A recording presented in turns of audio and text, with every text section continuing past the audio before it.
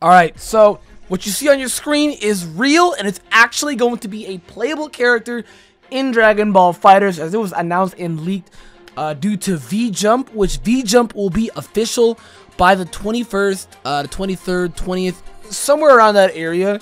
But it typically, kind of like you guys know what Koro leaks, Pokemon, all that type of stuff, it typically leaks out before, you know, the actual event happens, when they're going to be showcasing tons of stuff. And you guys can see here today that the first image has actually been leaked and shown. I think they got some Dokkan stuff coming up too, but I'm more excited for the Fighterz stuff. And you guys can see Android 21.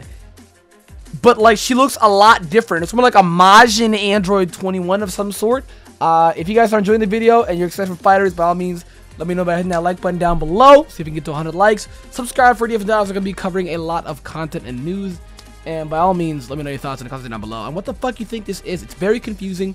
But this is legit, guys. This is real. This is legit.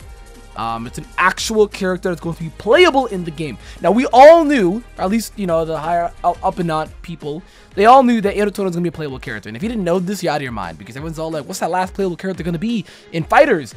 Before we actually get the DLC packs, it was Android 21. I don't know why people didn't see this coming, but it is. It was Android 21. Now, the thing that interests me the most is why she looks like this. She has that Majin Buu-esque look, and I don't know why. Maybe she's a synthetic android, and she can actually, like, alter her looks. Maybe transform into a Majin state of some sort, because she literally combined the Cell arc and the Buu arc. So, I don't know, dude. This is very, very interesting to me as to why she looks like this. They do have her character stats on screen, as you guys can see, in terms of difficulty for her attack, her ki, her stamina, her speed.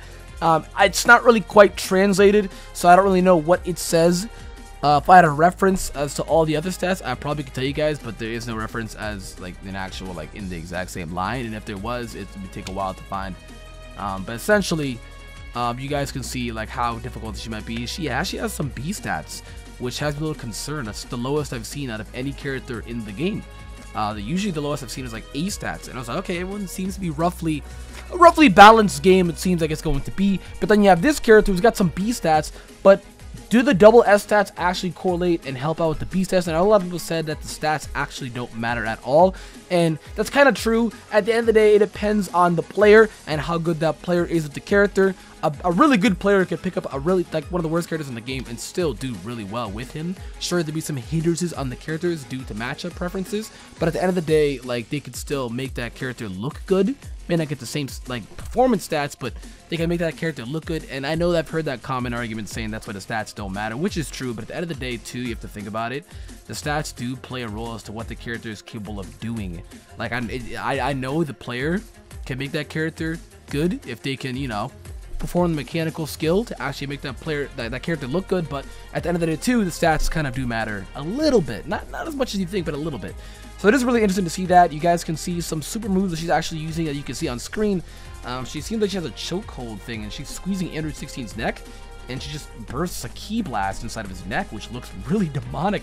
I'm very excited to use her. As you guys already know, Kid Buu is my all-time favorite villain, so to see another Majin Buu is honestly amazing. Xenoverse 1, I was a Buu race, and even though the Buu race was the worst race, was pretty bad, I still chose it because I love the Buus, dude. So to see this makes me even happier. So basically a big fuck you to Super Buu, since we have every alteration of Buu except for Super Buu. So unfortunate, but we got this. I'm pretty excited to see where this is going to be going. Guys, that's what's going to be it though for the video. Now, all the characters have officially been announced for Dragon Ball FighterZ.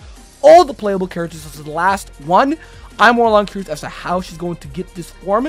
I think she's going to be getting this form due to I want to say she's going to be getting this form. We're going to find out throughout the story. But for now, that's really all that we know.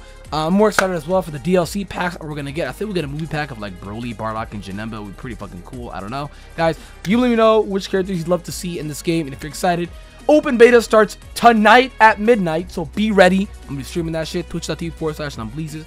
And with that, thank you guys for watching. Leave a like, subscribe. I'll see you guys next time.